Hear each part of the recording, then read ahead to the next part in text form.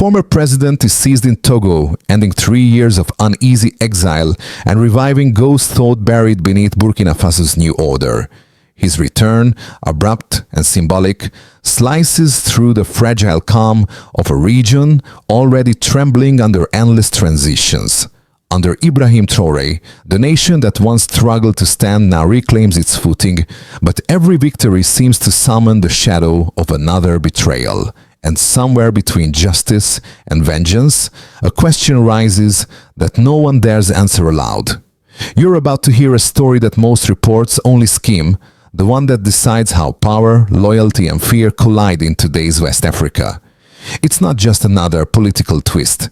It's a revelation that reshapes what you think you know about leadership, justice, and the price of sovereignty. And this isn't for those who listen casually. If you stop now, you'll only see the surface, the headlines that call it a simple extradition, not the hidden war of intelligence, betrayal, and shifting alliances. You'll miss how a single move between Togo and Ouagadougou could redraw diplomatic lines across the Sahel. You'll miss the truth of why Ibrahim Traoré's name keeps surfacing in every whispered room, every regional negotiation, every fragile truce. Because if you don't understand this moment, you don't understand the new rules of African power at all. At first, many thought the news was routine, another exile leader returning home under pressure. But the revelation struck harder. Paul-Henri Damiba wasn't merely expelled from Togo. He was extradited on formal grounds under direct coordination between the two states. The number that changed everything appeared in court records. 3 years and 2 months after his overthrow, the exact period of diplomatic silence that now breaks open like a sealed vault. It means one thing. This wasn't an accident of timing, but a calculated decision shaped by regional tension and global scrutiny. The story begins in October 2022 when Damiba lost power to Captain Ibrahim Traoré after a second coup within the same year. He fled to Togo, shielded under humanitarian protection, while accusations of collusion with foreign officers quietly multiplied. For months, evidence was rumored but never seen, until testimonies surfaced detailing how networks of exiled soldiers plotted to retake power through targeted assassinations. The plan allegedly included senior officers and even attempts against Traoré himself, whose leadership had since become the backbone of Burkina Faso's military revival. From that moment, trust dissolved between the two neighboring governments. Togo, accused online of playing both sides, found itself cornered between image and responsibility. The first to feel the tremor were Burkinabe soldiers on the front lines, who learned that some of the threats they fought weren't foreign but internal. Then came the citizens, weary from years of war, who began to read the headlines with both relief and disbelief.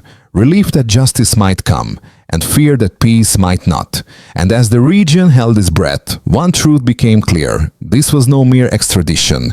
It was the reopening of a wound that had never truly healed. He was once a headline, now a warning. The man who speaks next, Luca Bacchi, political analyst and longtime observer of Sahel transitions, has watched these events from within the machinery of a power. Calm but precise, he explains that Damiba's downfall was never just about military rivalry. It was the collapse of a system that confused refuge with impunity. He recalls the first signal, a quiet hearing in Lomé, unusually crowded with uniformed officers. Inside that courtroom, behind closed doors, the decision was already made.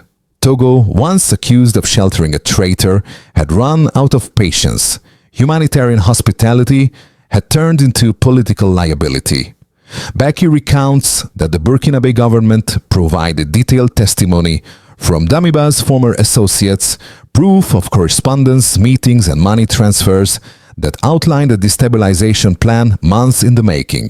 It was a betrayal carried out from exile, financed by hands far from the Sahel. Weeks earlier, Ibrahim Traoré had spoken of unfinished chapters and unanswered debts. Many dismissed it as rhetoric, but now the meaning unfolds. The chapter was Damiba. What began as tolerance ended in necessity, and Togo's reluctant hand became the executor of a regional reset. Across the region, other leaders watched carefully, measuring how far sovereignty could go before alliances cracked.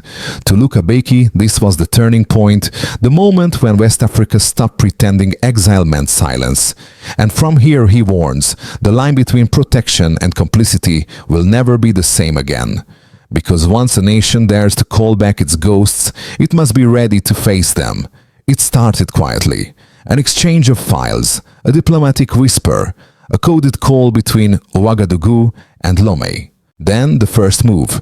Security agents arrived before dawn. Damiba was taken without public notice. By midday, news broke across the Sahel. Phase 1, the trigger. The announcement shattered 3 years of cautious diplomacy. In Ouagadougou, officials confirmed his return for investigation. On social media, supporters of Ibrahim Traoré flooded timelines with messages of relief, calling the arrest justice delayed not denied.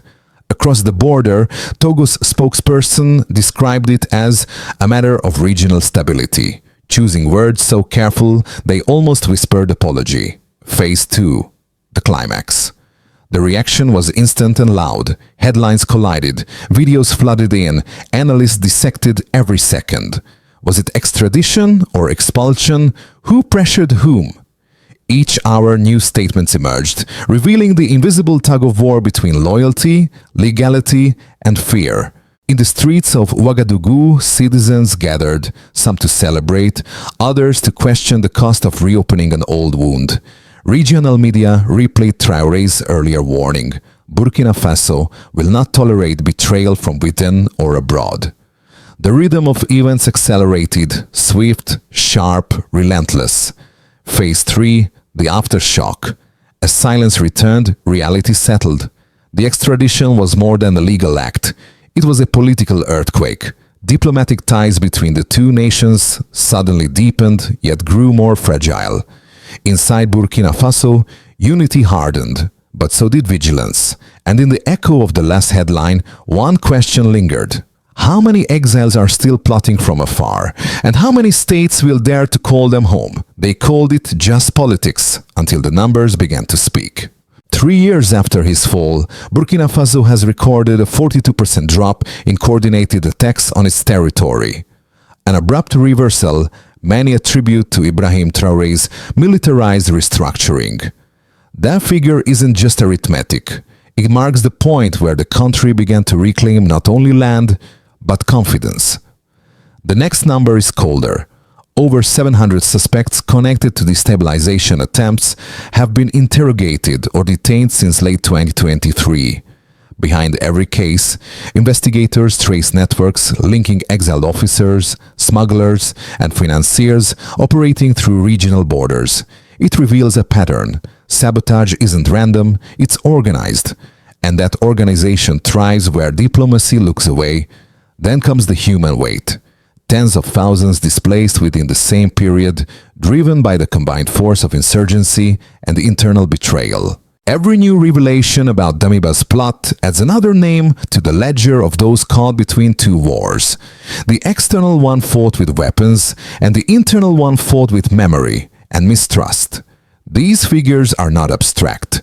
They tell the story of a nation clawing back from chaos, of a leadership forced to rebuild statehood while defending survival. Traoré's government now faces a paradox. The stronger it grows, the more enemies it uncovers.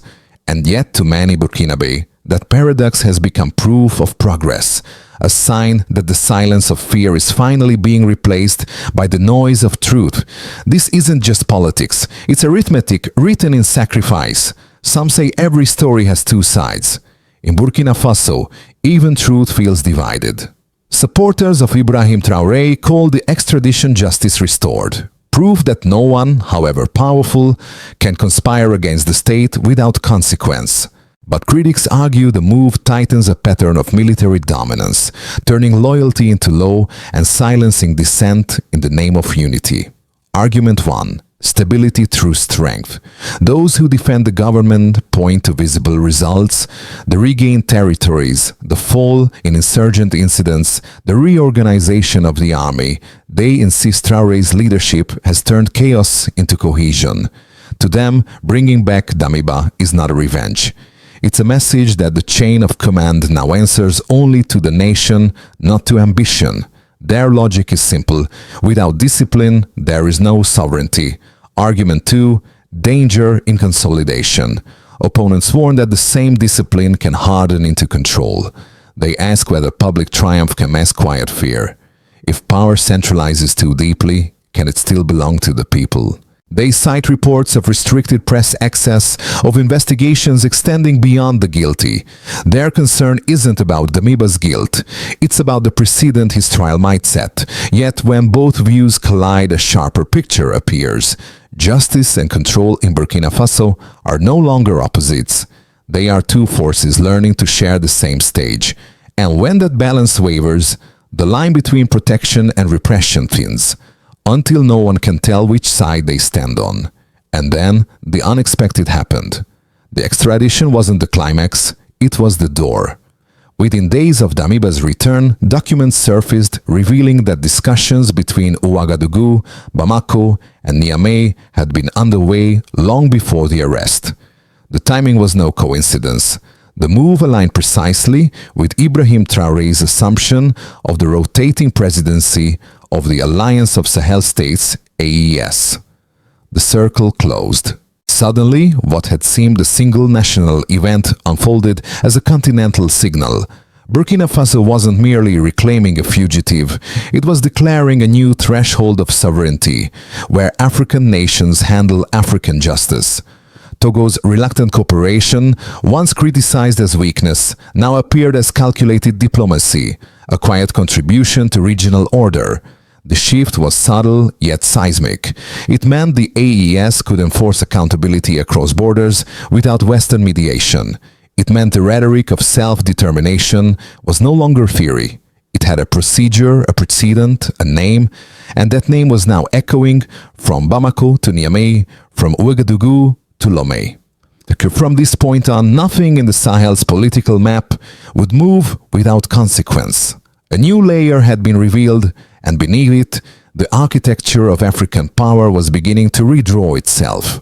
The shock of Damiba's arrest didn't end with headlines. It rippled outward, touching every layer of society, each one reacting, recalibrating, and revealing what power truly costs. For the state, the message was direct. Burkina Faso's leadership had proven its reach extended beyond its borders. Inside ministries, the tone shifted from defensive to assertive. Officials framed the extradition as a security victory, while quietly tightening intelligence coordination within the Sahel alliance. Yet beneath the triumph, a new pressure emerged. If the state can reclaim fugitives abroad, it must also deliver stability at home. Expectation has replaced sympathy. For businesses, the equation changed overnight. Companies long uncertain about the political climate saw the move as proof of renewed discipline. Some investors returned cautiously, noting a 15% rise in local procurement contracts in early 2026, but with confidence came scrutiny. Financial networks linked to exiled elites are now under investigation. Trade revived, but so did fear. No one wants to appear on the wrong side of sovereignty. For the people, hope mixed with exhaustion. In Ouagadougou's markets, citizens spoke of justice finally catching up, but also of prices rising faster than peace. Many praised Ibrahim Traoré for keeping his word, yet others whispered that loyalty no longer felt optional. The war outside their cities was visible, the quieter war of trust less so. For the region, the symbolism was electric. Neighboring governments saw that the Sahel alliance was no longer theory, it was enforcement. Western observers, once skeptical, began to acknowledge that the center of African decision-making had shifted inward. The Sahel was speaking in one voice, and this time it was its own. The consequences are no longer abstract. They live in contracts, headlines, and the air ordinary people breathe. And no one, not even those abroad, can claim distance from what has begun. If nothing changes, the path ahead is clear. Burkina Faso will stabilize at a slow, deliberate pace, managing crises while consolidating its internal order. Regional cooperation under the AES will deepen, but frictions over influence and strategy will persist. This is the base scenario, the one most likely to unfold. Neither collapse nor triumph, just the hard work of governing amid fatigue. In the optimistic case, the current momentum endures. Ibrahim Traoré's leadership strengthens coordination among Sahel states, producing visible results: reduced violence, economic reorganization, and gradual reintegration of displaced citizens. Togo's collaboration becomes a model of African conflict resolution. If this holds, the extradition of Damiba will mark not revenge, but a turning point that cemented a continental doctrine of accountability. The worst-case scenario is quieter, but heavier. If old factions regroup or external powers exploit internal distrust, the victory could decay into suspicion. Trials might polarize the public, regional trust could thin, and what was once a symbol of sovereignty might turn into a warning against overreach. In all outcomes, one truth remains. Leadership without introspection invites repetition. Preparedness, political, legal, and moral, will decide which version of the future becomes real. Because the real test of strength for any nation isn't how it punishes its traitors, but how it prevents creating new ones. Now that the dust is settling, the story begins to feel personal. Because behind every headline, there's someone watching, wondering what this means for them. So let's ask the only question that matters now. What does the arrest of Damiba mean for you, the listener following Burkina Faso's story? If you are among those who study and engage deeply with African governance, this moment is your compass. You already sense that the Sahel has entered a new era of accountability, but vigilance remains your greatest tool. Keep watching the data, the trials, the reforms. They are signals of a continental shift still forming. If you are indirectly affected, a business owner, a worker, a family living across the region, the story reaches you through consequence. Economic tides and security updates may not sound personal, yet they decide your prices, your contracts, your daily safety. Preparation now means resilience later. Adjust plans. Trust facts, not noise. And if you are among those who think it's distant, just another African crisis on a map, remember that indifference has a cost. Silence gives instability its oxygen. You don't need to take sides to stay awake. You only need to understand that power left unchecked eventually crosses every border. Wherever you stand, this story isn't about leaders alone. It's about the people who will inherit their choices and the clarity to recognize when history starts again. Solutions can't remain slogans.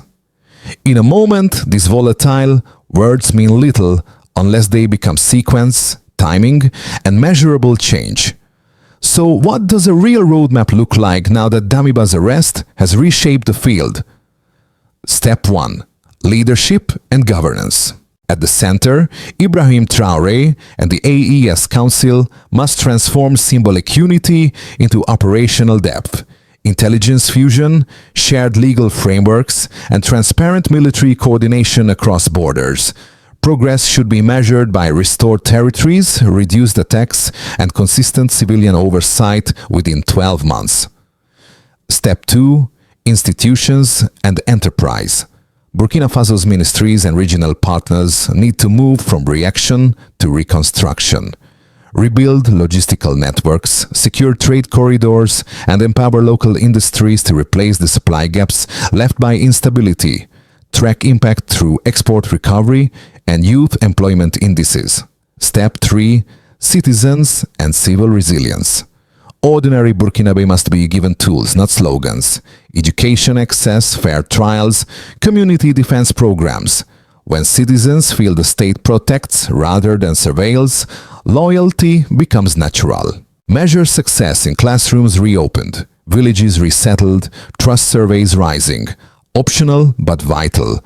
Regional education and media alliances that counter disinformation and sustain the civic awakening beyond borders. Because in the end, solutions only matter if they live in action. A nation's strength is not declared. It is practiced day after day, decision after decision.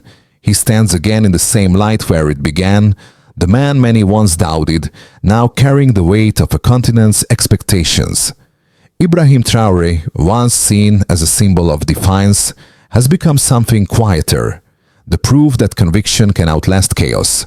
It recalls that first moment when the extradition was announced, fear and faith colliding in a single breath across Ouagadougou. From that day to this, every choice has redrawn what it means to lead in the Sahel. A coup, a confession, an arrest. Threads in a single, relentless fabric of sovereignty, reclaimed. And through it all, the Burkinabe people have walked beside the narrative, not as observers, but as its pulse. Now the meaning expands. It's no longer about who won or fell, it's about what survives. Justice isn't vengeance, independence isn't isolation. Both are fragile crafts shaped daily by hands that refuse to let the story end in silence.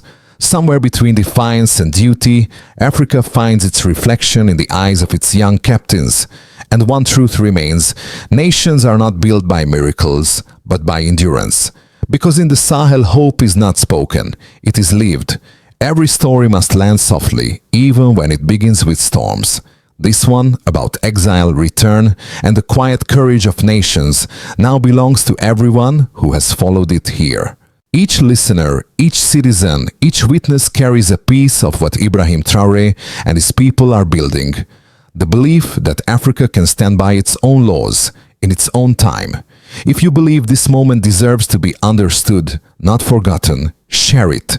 Share it with those who still see the continent through borrowed eyes. Share it with those who think sovereignty is a slogan, not a discipline. Because only through conversation can understanding become movement, and movement become change. And as this dialogue widens, remember, you are not watching history, you are inside it. So, what do you think Africa's next step should be? The floor, as always, is open.